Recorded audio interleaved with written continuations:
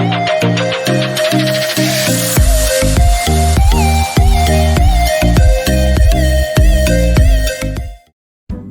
सभी का स्वागत है मेरे चैनल पर जिसका नाम है ऑसम एक्सप्लेनेशन और मेरा नाम है अनाया। आज मैं जिस फिल्म को एक्सप्लेन करने जा रही हूँ इस फिल्म का नाम है मर्डर मिस्ट्री, जो एक अमेरिकन कॉमेडी सस्पेंस फिल्म है।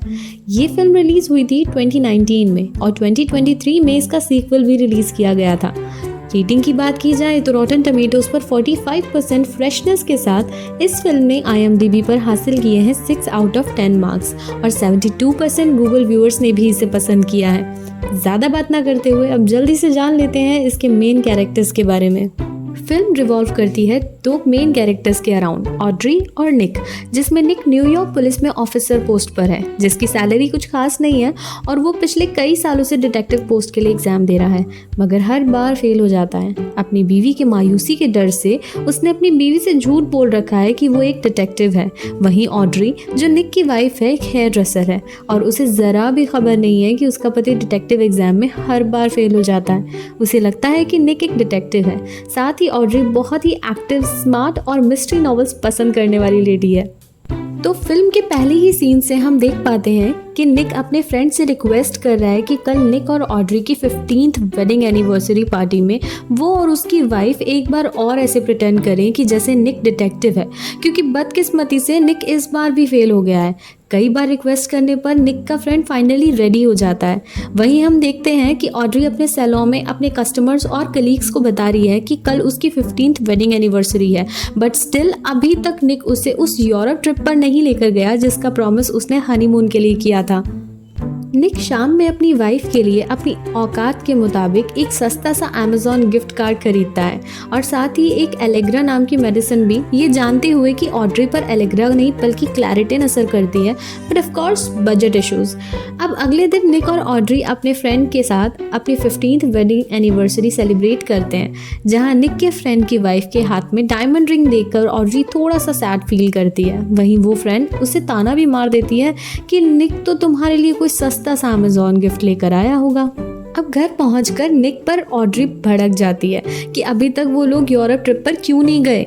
झगड़े से बचने के लिए निक तुरंत कहता है कि ये ऑड्री के लिए सरप्राइज था, वो दोनों यूरोप ट्रिप पर जा रहे हैं। ये सुनकर ऑड्री बहुत एक्साइटेड हो जाती है, बट निक जानता था कि इस ट्रिप पर उसकी पूरी लाइफ टाइम सेविंग स्पेंड होने वाली है।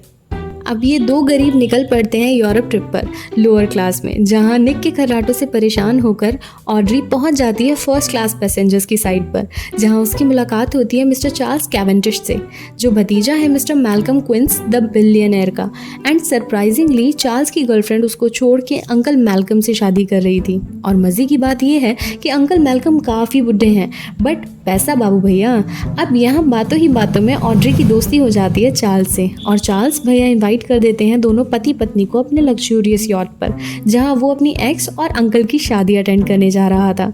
हालांकि निक बहुत जेलस हो गया था चार्ल्स और ऑड्री की फ्रेंडशिप से, बट वो ये भी जानता था ऐसा मौका उसे फिर नहीं मिलने वाला। कहाँ वो एक खटारा बस से एक गांव घूमना और कहाँ चार्ल्स की वो लग्जूरियस यॉट जिसमें रहना खाना पीना सब फ्री, वो भी फर्स्ट क्लास में। तो बस की हालत देखकर दोनों तुरंत मुड़ जाते हैं चार्ल्स की तरफ, जो उन्हें ले जाता है अपनी शानदार यॉट पर, जहां सबसे पहले वो उसे मिलवाता है अपनी गर्लफ्रेंड सूजी से, जो मिस्टर मैल्कम से शादी कर रही थी, और उसके बाद वो उसे मिलवाता है टोबी से, जो अंकल मैल्कम का ही बेटा है, जो बेटा तो है लेकिन हरकतें बेटों वाली नहीं है। खैर, इसके बाद वो थोड़ी देर अपने केबिन में रेस्ट लेते हैं, जहां रेस्ट के दौरान इंटरनेट से ऑड्री को पता चलता है कि 70 बिलियन के मालिक मैल्कम के इतना बुढ़ा होने के बावजूद सूजी नाम की स्की इंस्ट्रक्टर उससे शादी करने के लिए रेडी हो गई, क्योंकि वो टोबी को बेदखल करके अपनी सारी प्रॉपर्टी सूजी के नाम करना चाहते थे। फ्रेश होकर वो दोनों निकल पड़ते हैं यॉट पर घूमने, जहां वो नोटिस करते हैं कि सूजी और चार्ल्स में किसी बात को लेकर बहस हो रही है। वो उन दोनों के पास जा पाते इससे पहले ही निक का ध्यान चला जाता है सन बात ले रही ग्रेस बैलेट पर, जो एक अमेरिकन एक्ट्रेस है। वो दोनों कुछ देर उससे बात करते हैं, फिर विकिपीडिया पर चेक करने पर वो नोटिस करते हैं कि बैलेट उसका ओरिजिनल सरनेम नहीं है। इतने में कर्नल चार्ल्स सुनेगा और उनका बॉडीगार्ड वहां आ जाते हैं और ये कहकर निक और ऑड्री को यॉट से निकालने लगते हैं कि ये ट्रिप सिर्फ फैमिली के लिए है, जिसे देखकर चार्ल्स तुरंत बीच में आकर उन्हें रोक लेता है। चार्ल्स बताता है कि कर्नल मैल्कम का बेस्ट फ्रेंड है और उनके सिक्योरिटी हेड भी। उन्होंने मैल्कम को 1994 के बॉम्ब अटैक में बचाया था, जिसमें उन्होंने अपनी एक आंख खो दी थी। फिर चार्ल्स उन्हें मिलाता है मेरे पर्सनल फेवरेट कैरेक्टर महाराजा विक्रम शिवम गोविंदन महानगर मुंबई से। ये सीन बहुत ही अच्छा है, आप लोगों को एक बार ज़रूर देखना चाहिए। वह जानबूझ के महाराजा बार बार प्रणाम करने के लिए झुकता है, जिसे देखकर निक और ऑड्री भी झुकते हैं। महाराजा को अंग्रेज़ों को अपने सामने झुकाने में एक अलग ही मज़ा आ रहा होता है। विक्रम इस फिल्म का बेस्ट कैरेक्टर लगा मुझे पर्सनली। अब निक बताता है कि वो एक पुलिस ऑफिसर है, तो विक्रम पूछता है क्या उसे शूटिंग आती है, जिस पर ऑड्री उसका मजाक बनाते हुए कहती है कि निक का निशाना बहुत ख़राब है। अब निक और ऑड्री पहुंचते हैं मैल्कम और सूजी की वेडिंग में, जहां उनकी मुलाकात एक नए कैरेक्टर से होती है जिसका नाम है वॉन कार्लोस। वॉन एक रेसर है जो इंग्लिश नहीं जानता, सिर्फ लैटिन जानता है। वहाँ पुश्तैनी खंजर भी दिखाया जाता है जो मैल्कम के पूर्वजों को क्वीन से मिला था। इतने में मैल्कम और सूजी हॉल में आ जाते हैं। आते ही मैल्कम अनाउंस करता है कि वहाँ मौजूद सभी लोग उससे किसी न किसी जरिए जुड़े हुए हैं। जैसे कर्नल ने उसकी इतने साल हिफाजत की, टोबी उसका बेटा है, हालांकि बेटों जैसी हरकतें नहीं हैं, फिर भी चार्ल्स उसका भतीजा है। विक्रम बिजनेस के थ्रू वॉन उसके लिए रेसेस जीतता है और ग्रेस उसकी नज़र में कमाल की एक्ट्रेस है, मगर बावजूद इसके सभी उसकी नज़र में बेकार हैं। इसलिए शादी करते ही वो सब कुछ सूजी के नाम कर देना चाहता है और बाकी सबको वो बेदखल कर देगा। ये सुनते ही ग्रेस गुस्से में वहाँ से चली जाती है। वेडिंग होते ही वो साइन करने जा ही रहा होता है कि हम देखते हैं लाइट्स ऑफ हो जाती हैं और गन शॉट की आवाज़ आती है। कुछ ही मोमेंट्स में लाइट आ जाती है और सब देखते हैं कि मैल्कम की लाश ज़मीन पर पड़ी है, जिसके सीने में वही पुश्तैनी खंजर है। वेडिंग सीन ट्रांसफॉर्म हो चुका था क्राइम सीन में। ग्रेस भी अंदर एंटर करती है और हार्ट बीट चेक करने बोलती है। सभी देखते हैं कि गोली कर्नल ने चलाई थी, मगर मैल्कम गोली से नहीं, डैगर यानी खंजर से मरा था। अब इन सब की बेवकूफ़ी देखिए कि कर्नल डैगर निकालकर वापस उसके सीने में घोंप देता है और सूजी और ग्रेस जो अभी अभी लौटी थी, दोनों मैल्कम के कपड़ों की तलाशी लेते हैं। और दूसरी तरफ टोबी वो विल के पेपर्स चेक करता है कि कहीं मैल्कम ने उन पर साइन तो नहीं कर दिया। वाह वाह रे दुनिया वाह, सच में लीच हैं ये लोग। अब ये सब हड़कंप देखकर निक तुरंत उन्हें बॉडी से किसी भी तरह की छेड़छाड़ करने से मना करता है और सभी को उनके केबिन्स में लॉक होने के लिए बोलता है, क्योंकि वो सारे लोग सस्पेक्ट्स बन चुके थे। फिर बड़े चिल्ड वे में ऑड्री के साथ खाना खाने चला जाता है और कहता है कि अब पुलिस का वेट करो, वही आके इन्वेस्टिगेशन करेगी। खाना खाते हुए ऑड्री कहती है कि ज़रूर इस मर्डर में 2 लोग शामिल हैं, वरना चाकू मारने वाले को कैसे पता कि लाइट जाने वाली है। निक का केस में कोई भी इंटरेस्ट ना देखकर ऑड्री नाराज़ हो जाती है कि खुद डिटेक्टिव होते हुए भी निक इन्वेस्टिगेट क्यों नहीं कर रहा और बार बार पुलिस को बुलाने क्यों कह रहा है। खैर, निक को टोबी पे शक होता है क्योंकि वो मैल्कम का बेटा है और ये शादी होने से वो प्रॉपर्टी से पूरी तरह बेदखल हो जाता। इतने में ही एक गन शॉट की आवाज़ आती है और जाकर देखने पर पता चलता है कि टोबी ने अपने आप को गोली मार के सुसाइड कर लिया है, तो वो सस्पेक्ट लिस्ट से बाहर हो गया। अब मोनाको पुलिस इंस्पेक्टर वहां आकर अपनी इन्वेस्टिगेशन स्टार्ट करते हैं। सभी के बयान लेने के बाद इंस्पेक्टर का पूरा शक घूम जाता है निक और ऑड्री की तरफ, क्योंकि वो गरीब हैं। मे बी किसी ने उनको सुपारी दी हो मैल्कम को मारने की, क्योंकि वो कंप्लीट स्ट्रेंजर्स थे जो अचानक 10 घंटे पहले उनकी शिप पर आ गए। साथ ही इंस्पेक्टर उन्हें टोबी का टाइप किया हुआ सुसाइड नोट भी दिखाता है, जिसमें लिखा था कि मर्डर उसी ने किया है, मगर ऐसा जनरली होता नहीं है। ऑड्री के बार बार सफाई देने पर भी इंस्पेक्टर उनकी एक नहीं सुनता और निक से अकेले में कहता है कि निक झूठा है और कोई डिटेक्टिव नहीं है। ये बात वो जानता है, हालांकि उसके पास सबूत नहीं है, मगर शक के आधार पर वो उनके पासपोर्ट को जब्त कर रहा है। निक और ऑड्री को अच्छी तरह समझ में आ गया था कि वो एक बहुत बड़ी प्रॉब्लम में फंस चुके हैं, तो वो दोनों एक बार खुद से इन्वेस्टिगेशन करना स्टार्ट करते हैं और अलग अलग होकर सबसे पूछताछ करते हैं। अब हर सस्पेक्ट उन्हें अलग ही परसेप्शन दिखाता है। जैसे विक्रम को लगता है कि मर्डर वॉन कार्लोस ने किया है, क्योंकि उसके पिता की टांगें मैल्कम की वजह से एक्सीडेंट में चली गई थी। फिर वो कहता है कि हो सकता है कर्नल ने मारा हो, क्योंकि उसकी भी एक आंख चली गई थी। फिर ग्रेस से पूछने पर वो कहती है कि चार्ल्स ने ये प्रॉपर्टी और सूजी के लिए किया हो सकता है। इसी इसी तरह शक की सुई सभी पर घूमती रहती है क्योंकि हर एक के पास मैल्कम और टोबी को कत्ल करने का कोई ना कोई ठोस कारण ज़रूर था। अब ये सब पता करके दोनों अपने रूम पर पहुंचते हैं कि इतने में उन्हें एक लेटर मिलता है जिसमें उन दोनों को रूम नंबर 802 में बुलाया गया था। रूम में जाते ही उन्हें कर्नल के बॉडीगार्ड मिलता है जो उन्हें कर्नल का एक राज बताना चाहता था। जब 1994 में कर्नल ने बॉम्ब ब्लास्ट में मैल्कम को बचाते हुए अपनी आंख खोई थी तो वो 9 महीने कोमा में रहा था, जिस दौरान उसकी मंगेतर मैडलिन ला बटालियर ने मैल्कम से शादी कर ली थी। ये देखकर कर्नल को बहुत सदमा लगा था। उसके बाद कर्नल ने कभी भी मैडलिन का नाम नहीं लिया। वहीं मैडलिन एक लड़के को जन्म देते हुए मर गई थी और वो बच्चा भी मर गया था। एक दिन कर्नल नशे में अपने बॉडीगार्ड के पास पहुंचकर बोला कि अगर उसे मौका मिला तो वो मैल्कम को ज़रूर मार देगा। यहाँ शक की सुई घूम जाती है कर्नल पर क्योंकि उसके पास एक ठोस वजह थी। इससे पहले कि वो बॉडीगार्ड की बातों को रिकॉर्ड कर पाते, गेट नॉक होता है। बॉडीगार्ड खतरा भाग पर उन्हें अलमारी में छुपने के लिए कहता है। वो छुपते ही है कि कोई गोली मारकर बॉडीगार्ड को भी मार देता है। लीजिए, एक और विकेट डाउन। वो अपनी जान बचाने के लिए विंडो से भागते हैं जहां बीच में एक रूम में कर्नल उन्हें फ्लॉस करते हुए दिखता है। जबकि अगर कर्नल मर्डरर है तो अटैक की टाइमिंग को ध्यान रखते हुए देखा जाए तो वो अपने रूम में हो ही नहीं सकता, मतलब कर्नल भी मर्डरर नहीं है। अब नेक्स्ट रूम खाली देखते ही वो विंडो से उसके अंदर जाकर बेड के नीचे घुस जाते हैं जहां वो विक्रम और ग्रेस को अंदर आकर रोमांटिक होते हुए देखते हैं, मतलब वो भी मर्डरर नहीं हो सकते। अब वहाँ से निकलकर वो एक बार में बैठते हैं कि टीवी पर उनके वांटेड होने की न्यूज़ देखकर दोनों चौंक जाते हैं। और इतना ही नहीं, इंस्पेक्टर ये भी बता देता है कि निक स्पिट्ज डिटेक्टिव नहीं है। ऑड्री ये सुनकर इतना ज़्यादा नाराज़ हो जाती है कि वो उसे वहाँ अकेला छोड़कर चली जाती है।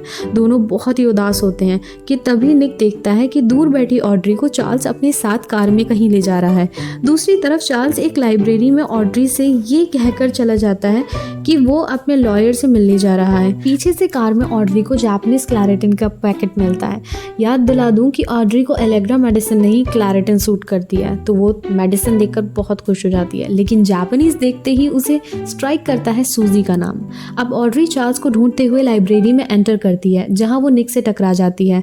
वो यहाँ कैसे पहुंचा ये पूछने पर वो बताता है कि सूजी का पीछा करते हुए वो यहाँ तक पहुंचा है। अब दोनों समझ चुके थे कि ये सब प्लान सूजी और चार्ल्स का ही था। ये सब उन्होंने प्रॉपर्टी हासिल करने के लिए किया। इतने में ही उन दोनों पर एक बार फिर अटैकर हमला करता है।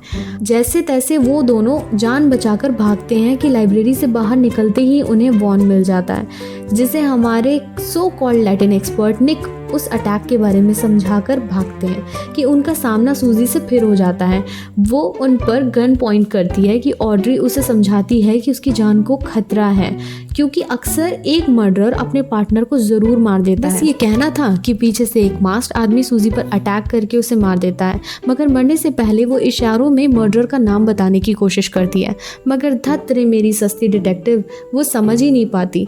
इतने में निक और वॉन अटैकर को पकड़ने के चक्कर में उसका पीछा करते हैं, मगर निक भी धड़ाम से गिर जाता है। बट एक अच्छा काम करता है कि अटैकर के मुंह पे प्लेट फेंक कर उसके सर को घायल कर देता है और अटैकर यानी चार्ल्स बच निकलता है। अब उधर पुलिस की तलाश जोरों पर थी। उधर ये दोनों जान गए थे कि मर्डर कौन था, इसलिए वो दोनों इंस्पेक्टर को इन्फॉर्म करते हैं कि असली मर्डर उन्हें फ्रेम कर रहा है और वो दोनों सच्चाई सामने लाने चार्ल्स के घर जा रहे हैं। वहाँ पहुँचने पर उन्हें चार्ल्स की भी लाश मिलती है। जी हाँ, 5th डेड बॉडी। जो सस्पेक्ट था वो भी डेड हो गया। यानी अभी तक जितनी भी थ्योरी ये दोनों बना रहे थे सब की सब वेस्ट। असली मर्डर तो कोई और है। अब वो दोनों पूरी तरह फंस चुके थे क्योंकि पुलिस भी कुछ ही देर में पहुँचने वाली थी और एक और डेड बॉडी से तो पुलिस उन्हें गोली ही मार देगी। तो दोनों सोचते हैं कि क्यों ना बचे हुए सस्पेक्ट्स को फिर से एक साथ बुलाया जाए और उनके सामने ये दिखाया जाए जैसे उन्हें मर्डर का नाम पता चल गया है। इससे शायद मर्डरर थोड़ा नर्वस हो और उन्हें पता चल जाए। तो सभी के आ जाने के बाद प्लान के मुताबिक दोनों फिर से सारी स्टोरी रिपीट करते हैं बहुत स्मार्टली। मगर मजे की बात ये है कि नतीजे में सभी क्लीन और वो दोनों ही मर्डरर साबित होते हैं। ये सब नौटंकी देखकर इंस्पेक्टर उन्हें अरेस्ट करने आगे ही बढ़ता है और कहता है कि फ्रेंच कानून में बहुत वक्त से किसी को भी मौत की सजा नहीं मिली है, शायद तुम भी बच जाओ। फ्रेंच लॉ सुनते ही दोनों को याद आता है कि फ्रेंच लॉ के अकॉर्डिंग वसीयत कुछ भी हो, मैल्कम की प्रॉपर्टी उसके दोनों बच्चों में बराबर बटेगी। दोनों बच्चे सुनकर सब चौंक जाते हैं क्योंकि मैल्कम का तो एक ही बेटा था जिसका नाम टोबी था, मगर ऑड्री और निक बताते हैं कि मैल्कम का मैडलिन जो कर्नल की एक्स फियांसे थी उससे एक बेटा था, मगर मैडलिन और वो बेटा दोनों ही मर गए थे। फिर निक रिवील करता है कि जब उसने डेथ सर्टिफिकेट निकलवाने की कोशिश की तो उससे डेथ सर्टिफिकेट सिर्फ मैडलिन का ही मिला। इसका मतलब वो बेटा जिंदा था, मगर अगर वो बेटा था तो मैल्कम ने उसे क्यों छोड़ा, क्योंकि मैल्कम को तो बेटा ही चाहिए था। इसका मतलब वो लड़का नहीं लड़की थी, और जब उसे छोड़ दिया गया तो मतलब उसने अपना नाम भी बदला होगा, और सस्पेक्ट्स में नाम बदलने वाली तो एक ही लड़की थी जो कि ग्रेस बैलर्ड थी, और ग्रेस का नाम उसकी फर्स्ट मूवी में ग्रेस ला बटालियर था, यानी वो मैडलिन ला बटालियर की ही बेटी थी। ग्रेस ये सब सुनकर तुरंत बोलती है कि हाँ वो उनकी बेटी है, मगर फिर भी ये मर्डर्स उसने नहीं किए, क्योंकि मैल्कम के मर्डर के टाइम रूम में वो थी ही नहीं, और बॉडीगार्ड के मर्डर के टाइम भी वो विक्रम के साथ थी। इसके जवाब में ऑड्री बोलती है कि मर्डर में भी टोबी ने किया था, लेकिन तुमने बाहर जाकर लाइट्स बंद की थी ताकि तुम दोनों भाई बहन पैसा बांट सको, मगर पैसे की लालच में तुमने उसे भी मार दिया। फिर बॉडीगार्ड तो बेचारा बकरा बन गया, असल में तो निशाना निक और ऑड्री थे, और विक्रम को तो वो निक और ऑड्री पर अटैक के बाद मिली थी ताकि उसके ऊपर किसी को शक ना हो। सब यही सोचे कि ग्रेस रात भर विक्रम के साथ थी। ना सब कुछ कहने के बावजूद भी ग्रेस बिल्कुल भी नर्वस नहीं होती, और निक और ऑड्री के प्लान को उल्टा करते हुए बहुत रिलैक्स्ड और चिल्ड वे में कहती है कि हाँ वो उसके फादर हैं और उसकी प्रॉपर्टी पे पूरा हक अब ग्रेस का ही है। इसके बावजूद भी मर्डर उसने नहीं किया है। ये कहकर बस वो वहाँ से जाने ही लगती है कि निक को याद आता है कि ब्लो डार्ट से अटैक करने वाले इंसान के सर पर चोट ज़रूर होगी, क्योंकि निक ने उसके सर पर प्लेट मारी थी। निक ग्रेस से अपनी हैट हटाने को कहता है, और इंस्पेक्टर के ज़बरदस्ती उसकी हैट हटाने के बाद उन्हें वो निशान दिख जाता है। ग्रेस अचानक अटैक करके ऑड्री को गन पॉइंट पर ले लेती है कि निक एक ख़राब शूटर होने के बावजूद उसे शूट करके घायल कर देता है और अपनी बीवी को बचा लेता है। अब निक और ऑड्री दोनों बरी हो गए थे, क्योंकि असली उन्हें मिल चुका था। अब सीन शिफ्ट होता है और हम देखते हैं कि इंस्पेक्टर, ऑड्री, निक, विक्रम और वॉन ये पांचों ड्रिंक कर रहे हैं और रिलैक्स कर रहे हैं, चिल कर रहे हैं, और ऑड्री वॉन को इंग्लिश में थैंक यू बोल के उसे कॉम्प्लीमेंट देती है, जिसका रिस्पॉन्स लैटिन में वो देकर निकल जाता है। तभी विक्रम को स्ट्राइक होता है कि बॉडीगार्ड के अटैक वाले दिन ग्रेस बेडरूम में आने से पहले 1 घंटे तक उसके साथ बार में थी, तो उस पर अटैक कैसे कर सकती थी। तभी उन्हें वॉन का ध्यान आता है कि उसे तो इंग्लिश नहीं आती, तो उसने अभी जवाब कैसे दिया, उसे समझ में कैसे आया कि ऑड्री क्या कह रही थी। तभी वो इंस्पेक्टर को हॉस्टेज बनाकर उन सबको बताता है कि कैसे उसने ग्रेस को समझाया कि वो टोबी को मैल्कम का मर्डर करने के लिए कन्विंस करे, और ब्लो डार्ट अटैक वाले दिन उसी ने निक को गिराया कि वो ग्रेस को पकड़ ना सके, और उसी ने ग्रेस के साथ मिलकर चार्ल्स को भी जहर दे दिया था। उसने पूरा ख़ानदान अपने पापा का बदला लेने के लिए तबाह कर दिया। अब यहाँ एक अच्छा खासा चेजिंग सीन होता है, जिसके एंड में वॉन की कार का एक्सीडेंट हो जाता है, बट लकीली इंस्पेक्टर और वॉन दोनों बच जाते हैं, और वॉन जैसे ही कार से बाहर निकलकर निक और ऑड्री को शूट करने आता है, वैसे ही मूवी की स्टार्टिंग वाली वो खटारा बस उसे ठोक देती है। एंड फाइनली इंस्पेक्टर भी निक और ऑड्री का फ़ैन बन जाता है और उन्हें उनका पासपोर्ट रिटर्न करके वापस न्यूयॉर्क भेज देता है। इस तरह ये सस्पेंस कॉमेडी फिल्म पूरी होती है, जो हमें हंसाने के साथ साथ सस्पेंस का मज़ा भी देती है। एक बार तो ये फिल्म आपको ज़रूर देखनी चाहिए अगर आपको हल्की फुल्की कॉमेडी और सस्पेंस पसंद है तो। वीडियो पसंद आई हो तो like, comment and share with your friends. Subscribe करना बिल्कुल मत भूलना। Thanks for watching. मिलते हैं अगली वीडियो में, तब तक के लिए बाय बाय।